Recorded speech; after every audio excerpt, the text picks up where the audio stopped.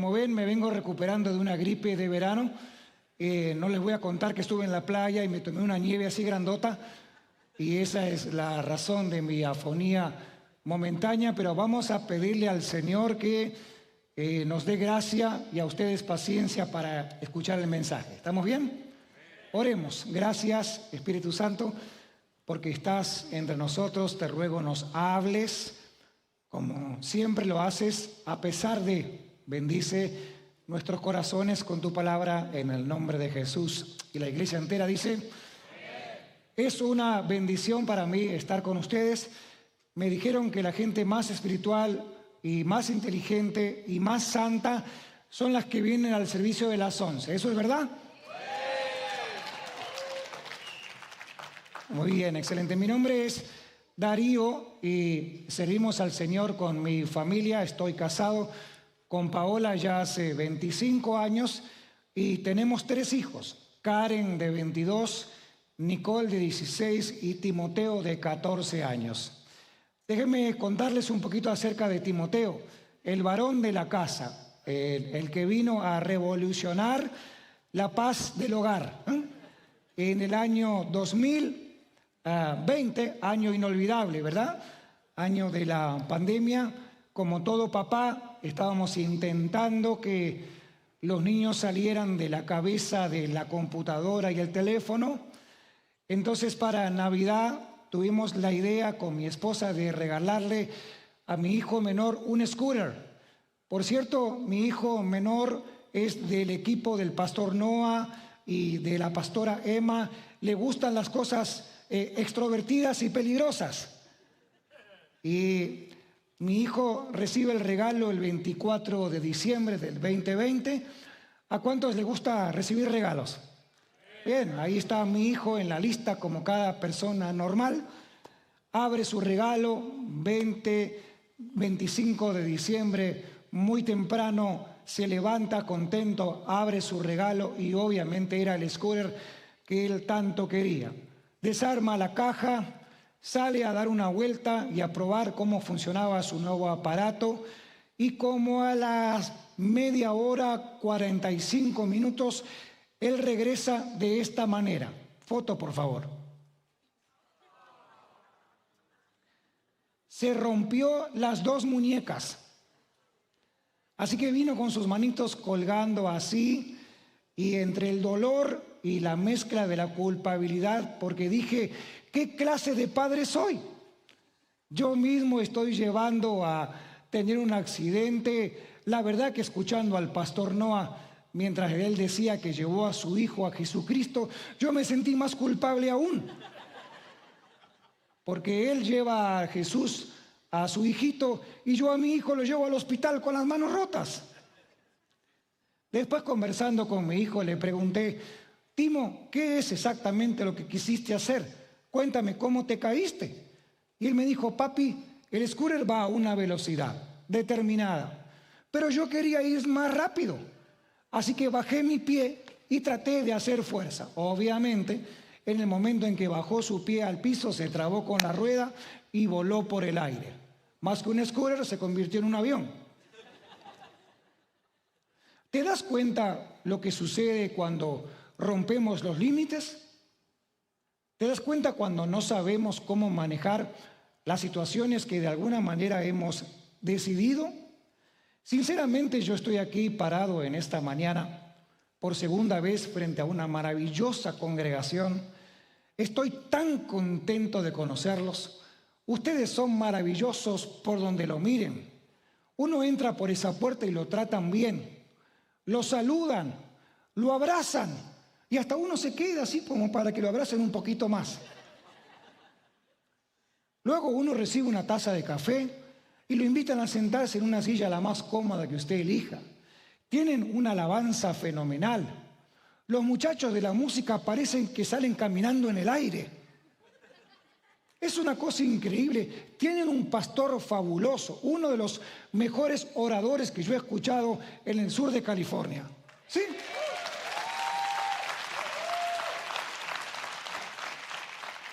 Yo estoy pensando en esta mañana, honestamente, cómo transferir mi membresía. de la iglesia que pastoreo aquí. No sé cómo. No se pongan nerviosos, tranquilos, que no. Pero sinceramente, a pesar de todo lo que estoy intentando decir, quiero abrir mi corazón y quiero mantener una conversación, escúchame, brutalmente honesta contigo. Todo predicador invitado tiene el privilegio de hablar de una manera mucho más transparente, si se quiere, y a lo sumo, si a la gente no le gustó, es la primera y la última vez que me verán. Peor que eso no va a pasar. Pero no vengo en carácter solamente de comunicador o predicador. Realmente me pongo en tus zapatos y abro mi corazón. Y te cuento que a pesar de tener una familia formada por tanto tiempo, y que el Señor también me ha dado el privilegio de servirlo a Él desde muy jovencito, tengo una lista interminable de fracasos. Tengo una lista interminable de cosas que como papás hicimos mal. Intenté, yo te aseguro, te doy mi palabra de honor que yo intenté. Pero también no te puedo negar que fracasé. Así que yo estoy en esta mañana para contarte lo mal que he hecho. Tengo mucha experiencia y esa mucha experiencia la tengo en el fracaso. Sí, mírame con cara de raro, pero es exactamente lo que quiero comunicarte. He hecho muchas cosas mal.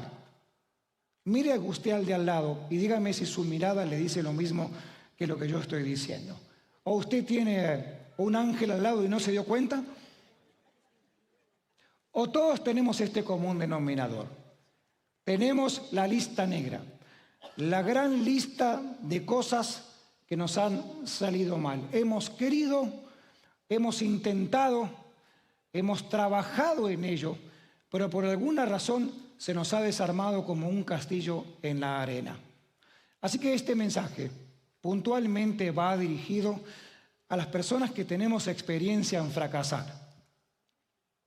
Aquellas personas que están siendo invitadas, como en esta mañana, a intentarlo otra vez y se preguntan dentro de sí, ¿con qué fuerzas lo voy a volver a hacer? Dirían en Argentina, ¿con qué cara me voy a enfrentar otra vez a esta tormenta? Por cierto, no les aclaré, soy argentino, pero Dios me ha perdonado. Sé que...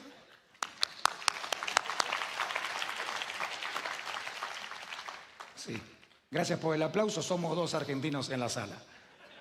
También lo sé. Cuando hablo de esos momentos de fracaso y esos momentos donde no tengo ganas de volver a intentarlo, aunque yo sé que es lo correcto que tenga que volver a hacerlo, se me viene a la mente muy rápido Gedeón, un personaje que está escondido en un lagar trillando trigo y Dios mismo se le para delante de la cueva y le dice, varón esforzado y valiente. Yo me imagino sinceramente que Gedeón le dijo a Dios, Dios, te equivocaste de apartamento, era en el piso de al lado o en el de costado. ¿Cómo tú te paras delante de mi cueva, de mi fracaso, a decirme, varón esforzado y valiente, vas a hacer algo más grande de lo que has hecho hasta este momento? Solamente Dios puede hacer cosas así. O también pensando en fracasados, en personas que han intentado poner límites, pero de alguna forma no funcionó, no puedo dejar de pensar en Pedro. Pedro es el mejor personaje, a mi parecer, que aparece en todo el Nuevo Testamento. Pedro tenía mamá argentina y papá mexicano. Pedro nos representa a todos. Nos representa por la efusividad que Pedro tenía, como somos los hispanos. Sacamos la espada y cortamos orejas. No me preguntes cómo, pero ya hasta la corté. O a la misma vez nos embotamos del miedo y negamos públicamente aquella fe que en algún momento profesamos con tantas ganas. Somos las dos cosas. Los latinos somos esa mezcla sabrosa de tango, salsa, bachata y merengue.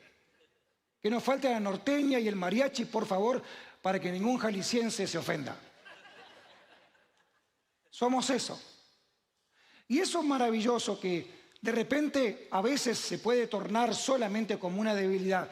Es algo maravilloso en cuanto a la química que puede provocar si Dios es el centro de toda esa mezcolanza.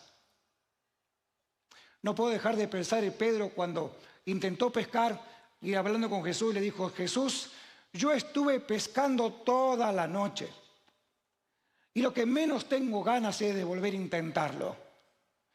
Yo no quiero sentir el sabor del fracaso otra vez, porque ¿qué tal si ahora que estoy cansado y desganado y sin voluntad lo vuelvo a intentar y otra vez vuelvo a sentir en mi paladar el sabor del fracaso? ¿Conoces lo que te hablo? ¿Has tenido alguna vez esa sensación en tu boca? ¿Conoces lo que es intentar y que no pase nada? ¿Conoces lo que es tratar de mantener tu casa en paz o por lo menos protegida dentro de los parámetros normales? Mis queridos hermanos, ustedes en esta serie han recibido tremendas enseñanzas, palabras que son prácticas y de verdad que es lo que hace falta. Una palabra práctica para que una vez que yo la escuche, rápido la pueda poner por obra. Y eso es lo que se predica desde este púlpito y estoy tremendamente fascinado con eso. ¿Amén? Pero claro, llega la hora de la práctica. Llega la hora de intentar practicar, insisto, lo que por tanto tiempo hemos aprendido. Y en la parte de la práctica, sinceramente, no todos somos buenos. O por lo menos no todos tenemos la insistencia de seguir avanzando hasta que eso se logre. Aprendimos 3 o 4 barreras. Te las voy a recordar, tú las sabes mejor que yo. Aprendimos cómo luchar con las adicciones, aprendimos cómo manejar la adolescencia y los dispositivos móviles, aprendimos acerca de las amistades, cómo seleccionarlas y qué conviene y qué no conviene. Amén. ¿Se acuerdan como yo? Pero a la hora de practicarlas quizás no soy tan eficaz. Insisto, estoy como aquel famoso malabarista de los circos antiguos tratando de navegar con todas las cosas que tengo que hacer. Y no sé si te pasa, me pasa mucho, ten compasión de mí si solo me pasa a mí. Pero cuando me dedico mucho quizás a mis hijos y a tratar de educarlos de la mejor manera, de repente desatiendo la vida de la iglesia. Por cierto, soy pastor. Entonces los hermanos de la iglesia, ¿por qué no predica, pastor? No, porque fui a visitar a la iglesia de Noa, que es mejor que la tuya. Ah, no. No tenía que decir eso, perdón. Y entonces, desatiendo a mis hijos un poquito, lo suficiente. Y corro acá para la iglesia para atender a los hermanos y que todos estén tranquilos y que todos estén confortables y que todo esté bien. Y así con cada cosa, con los amigos, de repente, qué bueno que es tener amigos. El pastor Noah me presenta a mí y me derrite el corazón. Él dice, ¿y con ustedes? Parece un presentador realmente de televisión, el hermano. ¿Y con ustedes? Desde Argentina. ¡Wow! Y yo voy inflando el pecho así como que ¡wow! Con ustedes, el Messi de la ciudad de Chino. Y allá aparezco.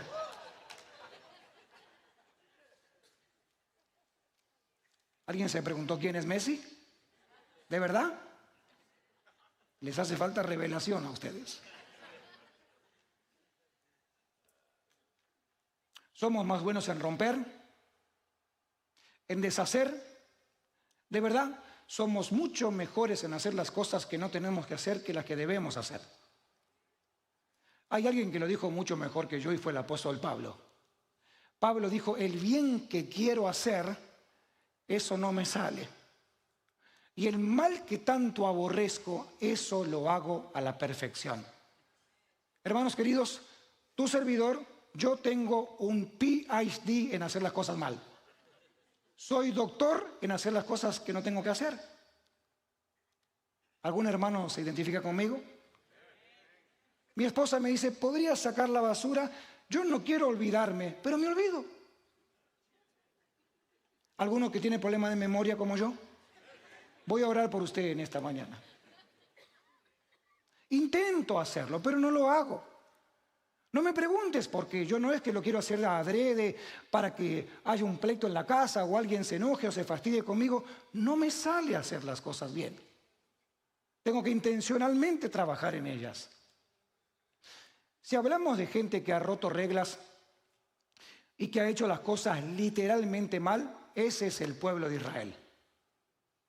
Al pueblo de Dios, escúchenme, síganme la idea por favor.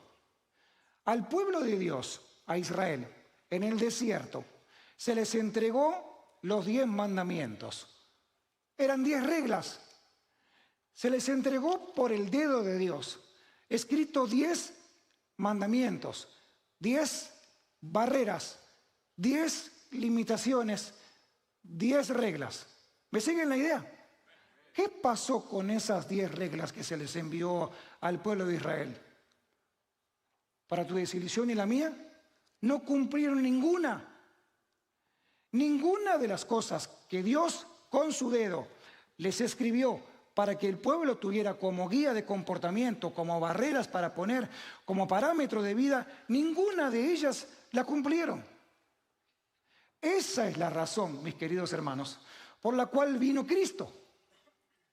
Dice la Biblia que justamente Cristo es la ley encarnada.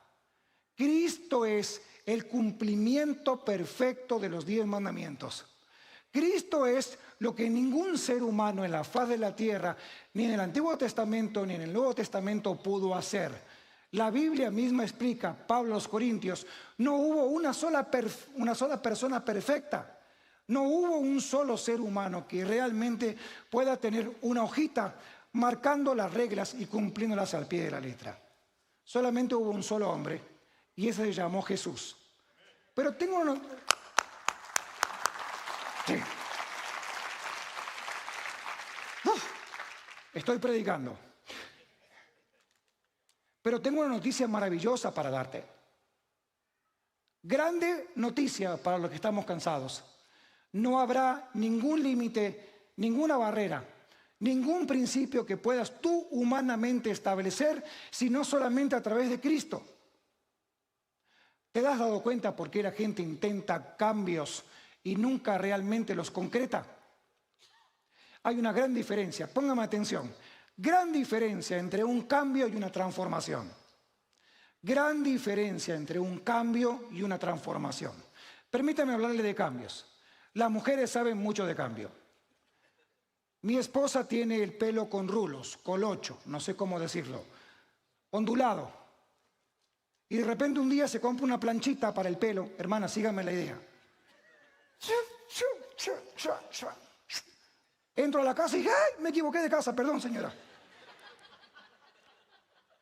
No, era ella con el pelo planchado. ¿Las mujeres saben de cambio, sí o no? La otra vez entré a la casa y estaba, la sala no estaba en el mismo lugar, estaba cambiado de lugar. Las cortinas que habían sido de un color, no creo que eran color tierra, creo, la quitaron y pusieron otra. Entonces de repente entré a la casa y otra vez dije, perdón, me equivoqué de casa, señora, disculpe. Las mujeres saben mucho de cambio. Tienen cómo hacerlo, bendito sea Dios, tienen cómo hacerlo. A los hombres nos cuesta un poquito más.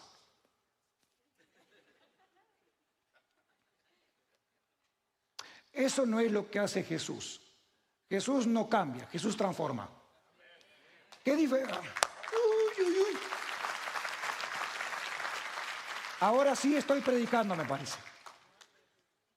Porque la transformación solamente la provoca Jesús a través del Espíritu Santo.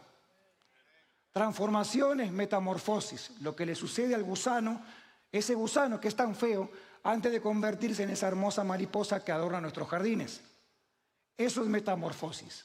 Entonces, para cumplir las reglas que Dios quiere que cumplamos, para tener límites saludables en el mundo caótico en el que vivimos, hay una sola cosa que necesitamos, y es a Jesús. Es la potencia del Espíritu Santo obrando en la vida de los creyentes para poder demostrar públicamente nuestra vida en Jesús. Él es la razón de nuestros límites. Voy a ir a Génesis, capítulo 1, versículo 1 y versículo 2. Génesis, primer libro de la Biblia. En la traducción original o mejor dicho, la expresión correcta debería ser el origen. Así que vamos al origen. Génesis, capítulo 1, versículo 1 y versículo 2. Todavía el ser humano no cae en pecado. Todavía inclusive no existe lo que conocemos como creación. Todavía Dios no empieza a hacer nada. Pero ponga atención en lo que enseña este versículo. Dice la palabra de Dios: en el principio, cuando Dios creó los cielos y la tierra, reinaba el caos y no había nada en ella. El abismo estaba sumido en la oscuridad y el Espíritu de Dios se movía o aleteaba, dice esta traducción, se aleteaba sobre las aguas. Póngame atención, por favor. Hay varias traducciones de la Biblia, ustedes conocen. La Biblia no es un libro. La Biblia es el compendio de 66 libros. Podemos decir que la Biblia es una biblioteca. Y toda esa biblioteca te habla de una sola persona. El Antiguo Testamento te habla de un Cristo que está escondido. Son perlas hermosas que vas encontrando en cada libro del Antiguo Testamento. Nuevo Testamento es el Cristo revelado.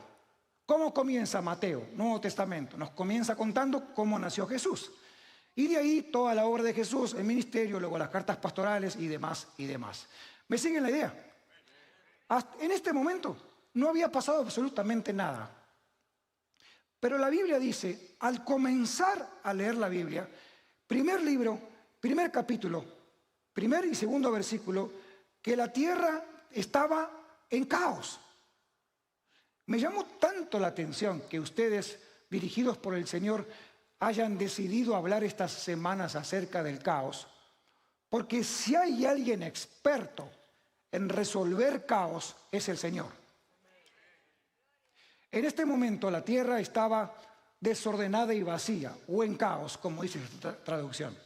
Algunos teólogos piensan que este desorden era causado porque anteriormente, como recordarán, Lucifer se rebela contra Dios y Dios le dice a Lucifer que se vaya del cielo y que se vaya ¿a dónde? Que se vaya a la tierra. Si esta posición teológica es correcta, que fue el diablo quien terminó de desarmar o terminó de desbaratar o comenzó a desbaratar lo que había en la tierra, es una gran posibilidad para que nosotros entendamos quién es el padre del caos. Parece ser que hay alguien muy interesado en hacer de nuestra vida un caos.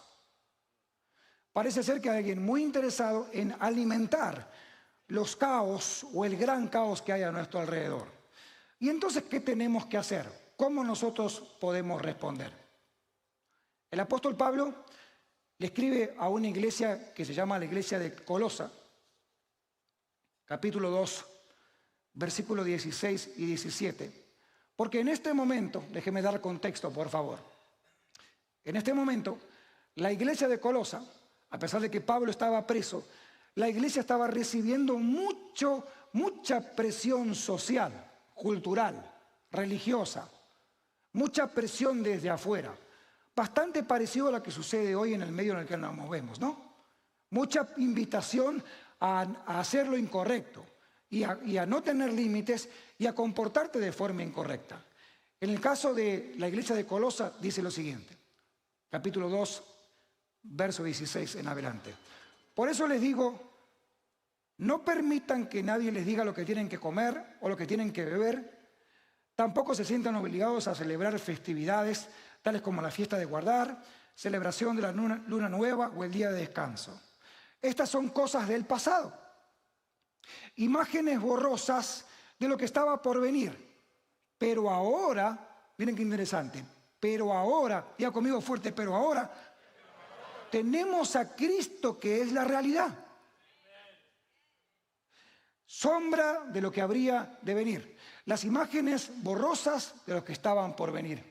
Cuando vayas al Antiguo Testamento, lo enseñes, lo leas, lo practiques, intentes sacar enseñanza de ahí, siempre recuerda que eso es la sombra de lo que habría de venir. Todos apuntaban a una sola persona, todo apuntaba a un solo evento, a ese Cristo maravilloso que murió por nosotros, que fue a la tumba, que se levantó al tercer día y ahora está sentado a la diestra de Dios Padre, intercediendo por cada creyente.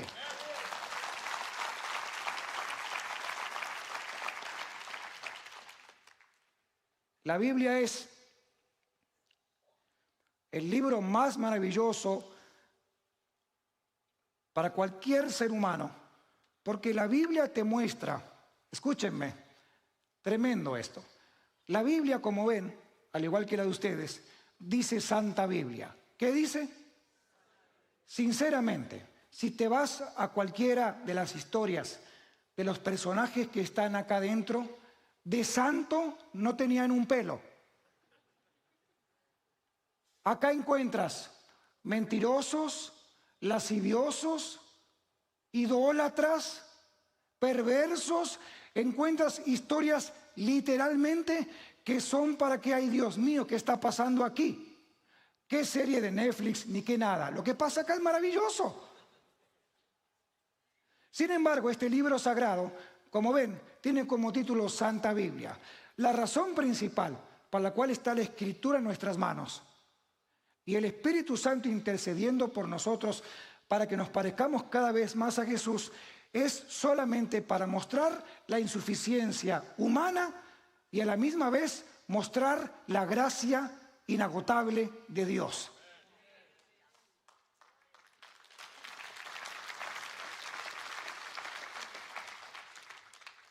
Yo me crié en un contexto donde Dios solamente era un Dios de orden. Todo tenía que estar en orden, porque Dios se movía en el orden. Y de verdad, mis hermanos, es verdad. Dios se mueve en el orden, ¿sí o no? Hermanas, ¿cuánto les gustaría que su hijo ordenara el cuarto, su habitación, que usted tanto insiste que lo haga? Pero, amén, 2 o 3. Siempre hay 2 o 3 desesperadas en cada reunión. Yo lo sé. Yo lo sé, tengo hijos adolescentes también.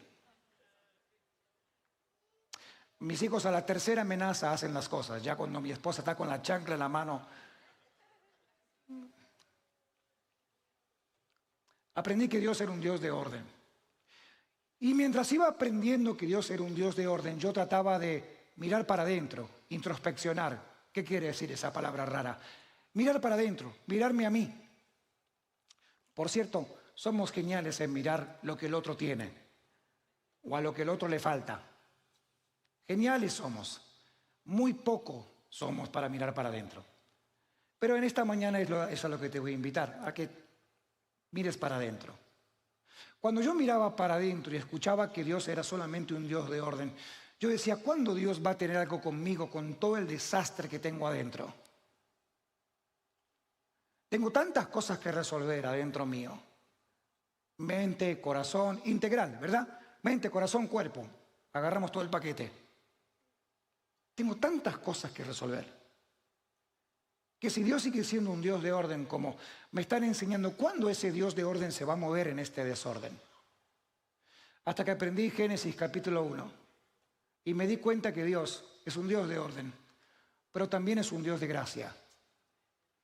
Es un Dios que se mueve en el desorden, pero también es un Dios que se mueve en este desorden con su gracia para ordenarlo. ¿Me expliqué bien? En el principio había un desorden y el Espíritu del Señor se movía en ese desorden. Mi oración en esta mañana para ustedes es que sinceramente, al igual que yo y muchos otros, decimos, Señor, estamos acá para que te muevas en nosotros. La verdad, esta mañana vine bastante desordenado a la iglesia, pero acá estoy. Por cierto, hay una jovencita aquí que vino a esta mañana a esta reunión, que quizás pensaba que esta iba a ser la última en la que iba a venir.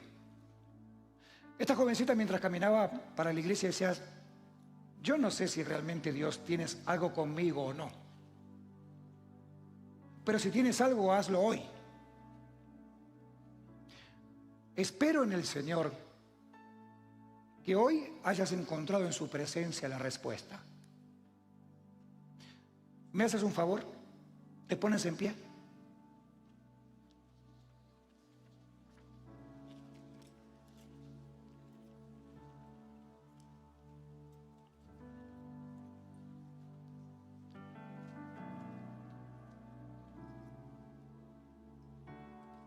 El Espíritu Santo nos quiere abrazar.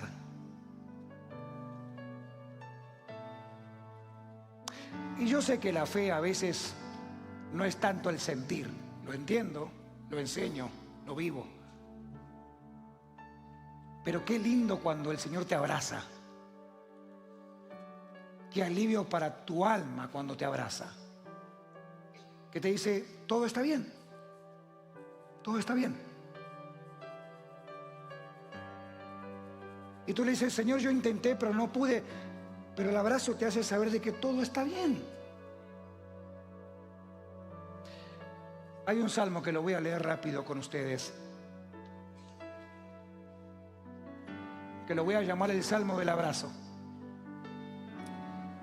Es el Salmo 3. Dice el salmista en su desesperación, Señor, tengo tantos enemigos. Hay mucha gente que me ataca. Muchos hablan de mí y dicen, Dios no lo salvará. Pero tú, Señor, eres escudo. Tú me honras y me animas. Te pido ayuda, Señor, y me respondes desde el Monte Santo. Me voy a dormir tranquilo y sé que despertaré porque el Señor me protege. Por eso no me asustaré, aunque miles me rodeen para atacarme. ¿Puedes poner tus manos así para arriba, palmas para arriba? Gracias, así lo hacemos en mi iglesia. Gracias por hacerme sentir en casa. Hago una oración muy breve. Y como ustedes ya saben, en casa, en la parte del frente de la iglesia está abierto. El equipo pastoral fantástico que ustedes tienen está listo para orar por ustedes. También, como saben, hay un cuarto a tu derecha, a mi izquierda, donde ustedes pueden recibir una Biblia, posiblemente una palabra de consejería breve si es que así lo necesitan. Y si es tu primera vez y no entiendes exactamente qué te está pasando adentro, déjame ayudarte un poquito. Eso es el Espíritu Santo que te está hablando. Que te está diciendo, no importa cuántas veces fracasaste.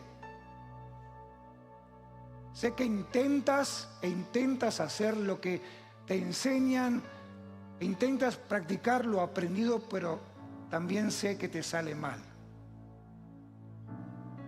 Y la sensación de que las cosas salgan mal son horribles.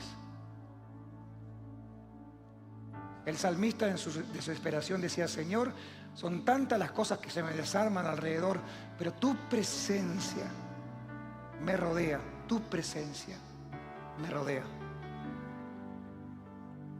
Mi oración es muy breve por ustedes y el resto se lo dejo al Señor. Espíritu Santo, ven sobre tu iglesia y sopla otra vez. Amén.